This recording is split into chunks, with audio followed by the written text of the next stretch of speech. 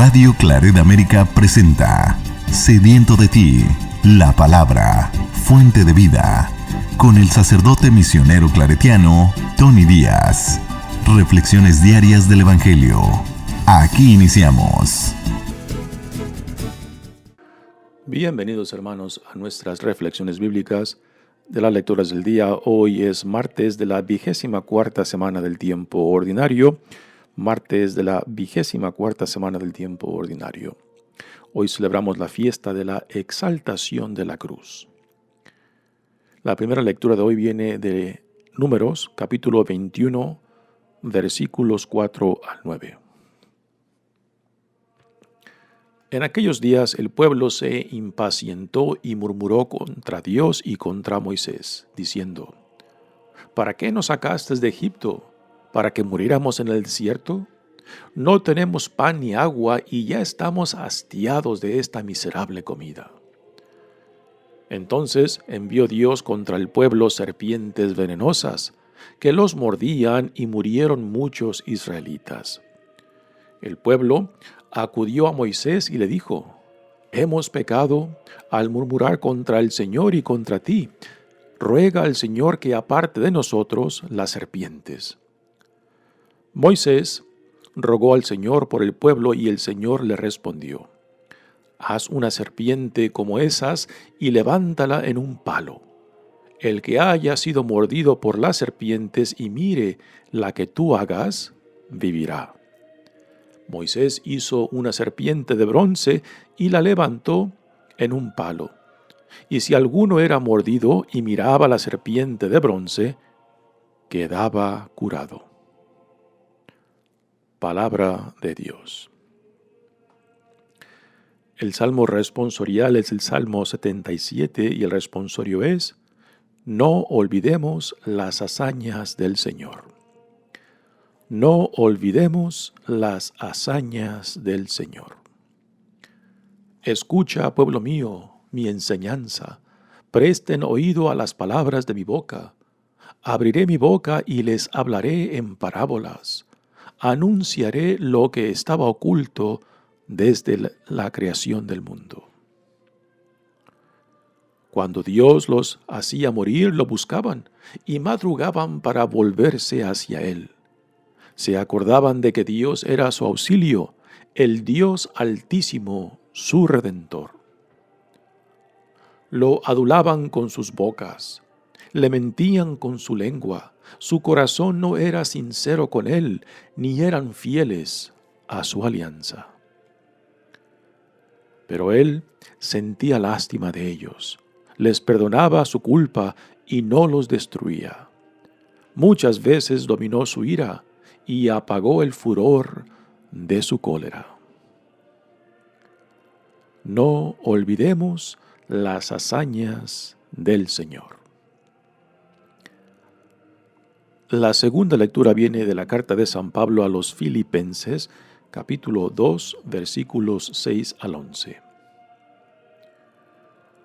Cristo, siendo Dios, no consideró que debía aferrarse a las prerrogativas de su condición divina, sino que por el contrario se anonadó a sí mismo, tomando la condición de siervo, y se hizo semejante a los hombres.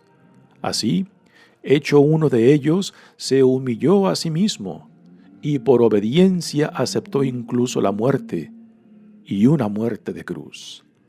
Por eso, Dios lo exaltó sobre todas las cosas, y le otorgó el nombre que está sobre todo nombre, para que al nombre de Jesús todos doblen la rodilla, en el cielo, en la tierra y en los abismos, y todos reconozcan públicamente que Jesucristo es el Señor, para gloria de Dios Padre. Palabra de Dios. El Evangelio de hoy viene de Juan, capítulo 3, versículos 13 al 17. En aquel tiempo Jesús dijo a Nicodemo: Nadie ha subido al cielo sino el Hijo del Hombre, que bajó del cielo y está en el cielo.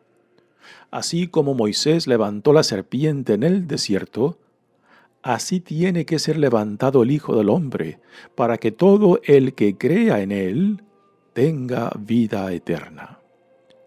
Porque tanto amó Dios al mundo que le entregó a su Hijo único, para que todo el que crea en él no perezca, sino que tenga vida eterna. Porque Dios no envió a su Hijo para condenar al mundo, sino para que el mundo se salvara por él. Palabra de Dios, palabra del Señor. Muy bien, demos comienzo a nuestra reflexión de las lecturas de hoy, pero antes de entrar a las lecturas propias, digamos un poco acerca de la fiesta que celebramos hoy, la exaltación de la Santa Cruz. Esta celebración se remonta al siglo IV. Según dice la leyenda que Helena, la madre del emperador Constantino, descubre la cruz en la cual fue crucificado Jesús en el día septiembre 14 del año 326, mientras ella estaba de peregrinación en Jerusalén. La iglesia del Santo Sepulcro fue después edificada sobre este lugar. La cruz es uno de los signos centrales de nuestra fe cristiana. Como símbolo representa el amor de Dios, expresado en la entrega de sí mismo en Jesucristo, su Hijo amado e encarnado. En el año 627, se nos dice de que durante el reinado del emperador Heraclio I, los persas conquistaron Jerusalén y se llevaron una parte de la cruz del santuario. El emperador, determinado a reconquistar Jerusalén, se encomendó a Dios y tuvo una victoria contra los persas. Y como demanda les exigió que regresaran la parte de la cruz que se habían llevado en la misma condición que se la habían llevado. El regreso de la cruz fue celebrada con gran triunfo y el emperador mismo fue personalmente para recibir la cruz y quiso cargarla. Pero según dice la leyenda, cuando él llegó cerca del lugar del Calvario, no pudo seguir caminando. Su cuerpo no le respondía. Entonces se le dice al emperador de que no puede caminar porque va vestido muy lujosamente, puesto que al cargar la cruz no se asemeja a aquel hombre humilde que lo dio todo y que cargó la cruz antes que él.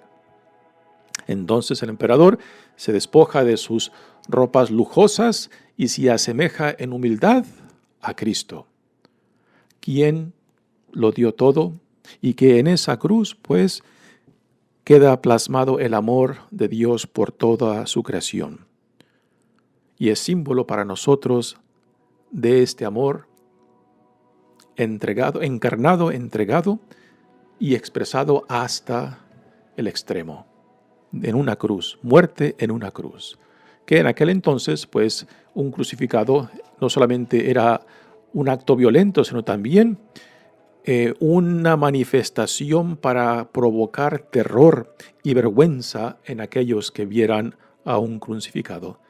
Y es la ironía de la historia de que esta imagen de violencia y de humillación pues se ha convertido en símbolo de amor, en símbolo de salvación para nosotros. Muy bien, pasemos ahora a las lecturas de hoy. La primera lectura viene del libro de Números y es una lectura que el Evangelio de hoy de Juan hace referencia cuando toma la imagen de la serpiente que Moisés monta en un palo como sanación para aquellos que son mordidos por las serpientes. Dice la lectura: en aquellos días el pueblo se impacientó y murmuró contra Dios y contra Moisés diciendo: ¿para qué nos has sacado de Egipto para que muriéramos en el desierto? no tenemos pan ni agua y ya estamos hastiados de esta miserable comida. Aquí hacen esta referencia a la miserable comida, es al maná que Dios les provee, pero que el pueblo está hastiado, ya no quieren comer más de lo que Dios les provee. Y este murmurar, esto quejarse contra Dios y contra Moisés, pues Dios les responde mandándoles estas serpientes que los muerden y que algunos mueren. Entonces el pueblo se arrepiente de murmurar contra Dios y contra Moisés y va a Moisés y le piden que intercedan por ellos. Entonces envió Dios contra el pueblo serpientes venenosas que los mordían y murieron muchos israelitas. El pueblo acudió a Moisés y le dijo: hemos pecado al murmurar contra el Señor y contra ti. Ruega al Señor que aparte de nosotros las serpientes. Moisés rogó al Señor por el pueblo y el Señor le respondió: haz una serpiente como esas y levántala en un palo. Esto que Dios le dice a Moisés que haga, pues a primeras parece pues algo contradictorio, puesto que uno de los mandamientos es de que el pueblo de Dios no hará ninguna imagen que pueda representar lo divino, ¿no? Y aunque esta imagen de la serpiente no representa a Dios, sino como un instrumento de sanación, después de este evento, esa serpiente montada en un palo, pues sí se convirtió en un objeto de idolatría para el pueblo de Israel, que generaciones después fue destruida porque la gente, el pueblo de Israel, habían convertido esa serpiente de bronce que Moisés había montado en un palo en un objeto de idolatría, un tipo de amuleto, ¿no?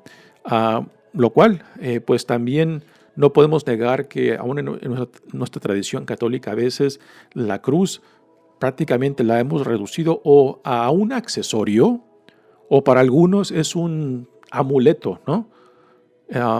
O para otros también a veces es un objeto de idolatría, ¿no? Y eso que el pueblo de Dios tuvieron que hacer, o sea, destruir esa serpiente de bronce porque la habían convertido en objeto de idolatría, pues quizás esto nos debe de recordar a nosotros cómo utilizamos los símbolos y las imágenes que nos comunican nuestra relación con Dios, ¿no? Puesto que cuando la reducimos a la cruz, cuando la reducimos a un accesorio, pues ya deja de perder su significado. O en un amuleto, como si fuera algo de buena suerte, ¿no? Pues también prácticamente la reducimos a un objeto de idolatría. Quizás también para nosotros en la iglesia nos haga falta una buena limpia de estos mal usos de este símbolo tan importante para nosotros, que es la cruz, símbolo del amor de Dios manifestado en su Hijo amado, en el Hijo en Dios encarnado, y que se dona y se entrega para nuestra salvación. Pues esta narración de lo que sucede cuando el pueblo de Dios murmura contra Dios y contra Moisés, pues es a lo que el evangelista Juan, el evangelio de hoy, pues hace referencia y lo toma como un punto de partida para hablarnos acerca del significado del crucificado, que ya lo comentaremos cuando lleguemos al evangelio. La segunda lectura viene de la carta de San Pablo a los Filipenses, y esto se le llama tradicionalmente el Carmen Christi. Carmen significa himno. Carmen es una palabra griega que significa himno. Carmen Christi, el himno de Jesús, ¿no? Y es un himno bellísimo, en lo cual parece que Pablo tomó un himno que ya circulaba entre las comunidades cristianas de aquel entonces y lo incorpora a esta carta a los filipenses. Es una noción de cómo Jesús, siendo Dios, pues no se apega a su condición divina al hacerse uno con nosotros y toma la plenitud de nuestra humanidad para decirnos: tanto ama Dios a sus hijos e hijas que no solamente se hizo uno con nosotros, sino que deja a un lado su divinidad para no jugar simplemente a ser un hombre, sino serlo plenamente, hasta el punto de que se dona, se entrega, ofreciéndose a sí mismo en la cruz para nuestra salvación, ¿no? Y esto es parte del contenido de este bello himno que Pablo nos ofrece en esta carta a los Filipenses. Dice: Cristo, siendo Dios, no consideró que debía aferrarse a las prerrogativas de su condición divina. Son palabras impresionantes, ¿no?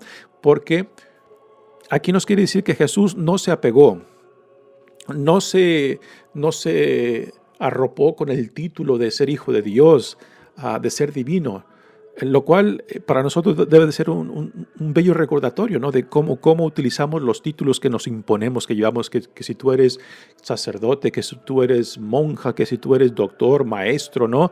Que si eres, que fuiste a X universidad, ¿no? Tenemos cierta predilección de vestirnos con títulos, ¿no? Y a veces mal utilizamos los títulos y nos identificamos tanto con los títulos que no estamos dispuestos a despegarnos, ¿no?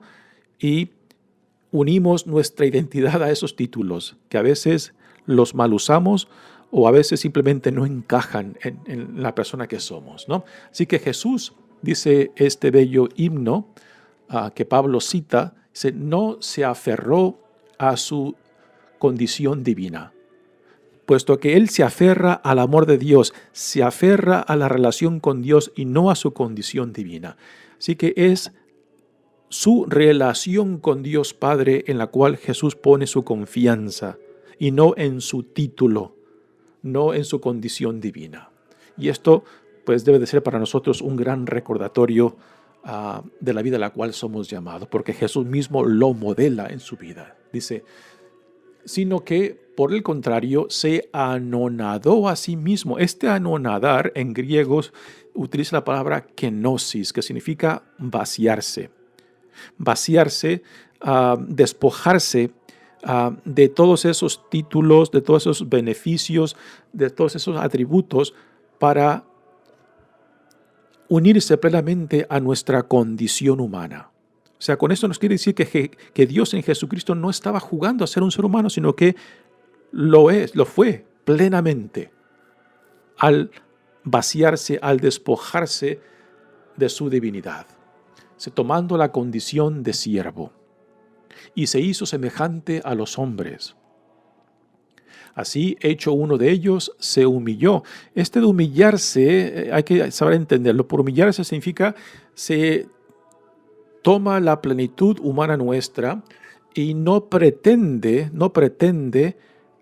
ser igual que Dios Padre en esto, sino que toma la condición de un siervo en su humanidad. Y por obediencia aceptó incluso la muerte y una muerte en la cruz.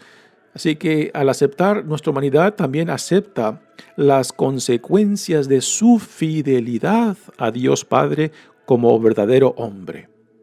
O sea, Jesús no pretendió en su humanidad recordarle a Dios, decirle quién era, que era su Hijo amado, que tenía su condición divina, sino que se las jugó todas con él, hasta el punto de decir, tan grande es tu amor, Señor, por tus hijos, que en mi persona yo quiero identificarme totalmente con ellos.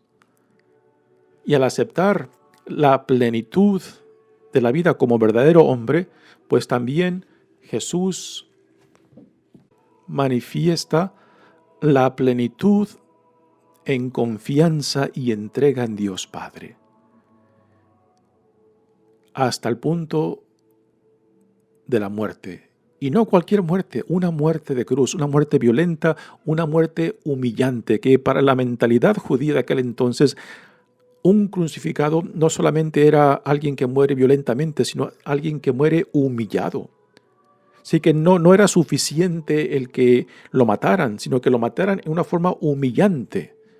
Y esto pues acredita más la entrega, la donación de sí mismo de Jesucristo para la salvación del mundo, para nuestra salvación.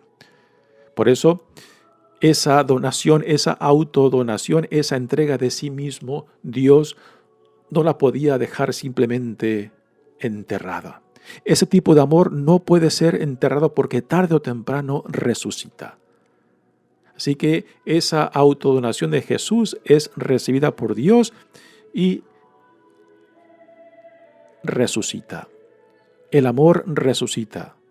Porque el amor nunca puede ser destruido, el amor nunca puede ser enterrado, porque tarde o temprano volverá a la vida otra vez para seguir dando frutos, frutos para la gloria de Dios. Dice, y le otorgó el nombre que está sobre todo nombre, para que al nombre de Jesús doblen la rodilla en el cielo, en la tierra y en los abismos, y todos reconozcan públicamente que Jesucristo es el Señor, para gloria de Dios Padre. Realmente es un himno bellísimo, bellísimo de la humanidad de Cristo y cómo Él se identifica plenamente con nuestra humanidad y está dispuesto a modelar para nosotros su relación de amor y confianza con Dios Padre. Aunque Dios no le exigió sufrimiento, aunque Dios no le exigió la muerte, su fidelidad a Dios, su fidelidad al amor, su fidelidad a la promesa de Dios, pues lo llevó a la cruz, como consecuencia de lo que el mundo rechaza, el amor, la compasión, la misericordia, la justicia de Dios, ¿no? Así que el sufrimiento y la muerte de Jesucristo son las consecuencias que el mundo, que todo aquello que se opone a Dios rechaza, pero que Dios, para Dios, es sagrado, ¿no? Muy bien, pasemos ahora al Evangelio de hoy, que está conectado con la primera lectura de hoy, pues lo cita esta referencia de Moisés en la primera lectura con Jesús crucificado. Dice, en aquel tiempo Jesús dijo a Nicodemo, recordemos que Nicodemo viene a ver a Jesús de noche para hablar con él. Nicodemo es un fariseo y parece que es líder de la comunidad judía y viene a entrevistarse con Jesús de noche. Parece que Nicodemo, siendo un representante, un líder de su comunidad judía, pues no piensa igual que los otros que constantemente están acechando a Jesús, que buscan ponerle trampas, que buscan condenarlo. Nicodemo no, él viene con buenas intenciones porque se siente atraído por él y busca conocer más a este hombre, Jesús el Nazareno. Así que Jesús habla con Nicodemo y le dice, nadie ha subido al cielo sino el Hijo del Hombre, que ha bajado del cielo y está en el cielo. Aquí recordemos el primer capítulo del Evangelio de Juan, donde nos habla de la preexistencia del Hijo de Dios, de la palabra de Dios, que por medio de esta palabra toda la creación se lleva a cabo. Y después nos dice que la palabra de Dios se encarna, se hace uno con nosotros. No nos dice cómo. En el Evangelio de Juan no hay la narración del nacimiento y de la infancia de Jesús. Simplemente nos dice que se encarna y se hace uno con nosotros. Dice, así como Moisés levantó la serpiente en el desierto, así tiene que ser levantado el Hijo del Hombre. Nuevamente aquí tenemos este título que Jesús utiliza para autoidentificarse. Jesús en los evangelios no utiliza el título de Hijo de Dios o Mesías, porque sabía de que estos títulos pues tenían ya ideas preconcebidas en su tiempo que no encajaban de cómo Jesús se entendía a sí mismo y prefiere mejor utilizar este otro Hijo del Hombre que encontramos en los libros de Daniel y Ezequiel del Antiguo Testamento. Dice, y cuando Jesús aquí hablándole a Nicodemo dice que el Hijo del Hombre tiene que ser levantado, en el Evangelio de Juan el ser levantado también es exaltado, glorificado, no simplemente es el crucificado que está levantado en una cruz. Para el evangelista Juan, el ser levantado también significa ser glorificado, ¿no? Ahora, para Moisés, la primera lectura que tenemos hoy, cuando él construye y hace la serpiente de bronce, la hace para la sanación de aquellos que son mordidos por las serpientes. Pero sin embargo, la exaltación del Hijo del Hombre en la cruz no simplemente es para la sanación, sino para la salvación, para la vida eterna. Algo muy diferente, algo muy trascendiente de lo físico, lo cual no niega las necesidades de este mundo, sino también nos llama y nos apunta hacia la divinidad a la cual Dios nos llama en Jesucristo. Y después tiene estas bellas palabras. Jesús, hablando con Nicodemo, le dice: porque tanto amó Dios al mundo que le entregó a su Hijo único. ¿No? Aquí tenemos el significado de la cruz. Es por amor que Dios se hace uno con nosotros en Jesucristo, y no para condenar, sino es para salvarnos aún de nosotros mismos, ¿no? Y que Dios en Jesucristo viene a nosotros encarnado en nuestra humanidad, en la totalidad de nuestra humanidad, para que todo el que crea en Él no perezca, sino que tenga vida eterna. Y la vida eterna para el evangelista Juan es conocer la plenitud de Cristo, identificarnos con la visión del reino de Cristo. Y que por medio del Espíritu Santo, pues esta identificación promueve entonces la vida en Cristo, la vida que Él mismo nos modela en los evangelios, y que Él mismo nos dice de que por medio de Él pues compartimos de su divinidad, así como Él compartió en la totalidad de nuestra humanidad. Y después cierra este bello evangelio de Juan diciendo: porque Dios no envió a su Hijo para condenar al mundo, sino para que el mundo se salvara por Él. Dios no quiere la destrucción de lo que ha creado. Dios no quiere la destrucción de sus hijos e hijas. Dios quiere que lleguemos a la plenitud de la vida para la cual hemos sido creados. Y a veces es impresionante cómo utilizamos la religión para condenar, para crear divisiones, para crear obstáculos, en vez de crear oportunidades, en vez de incluir y no excluir, en vez de promover la vida, promovemos a veces por medio de la religión la muerte, cuando la utilizamos para dividir, para rechazar, para condenar, ¿no?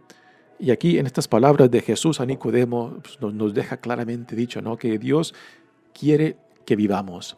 Dios quiere que lleguemos a la plenitud de la vida para la cual hemos sido creados.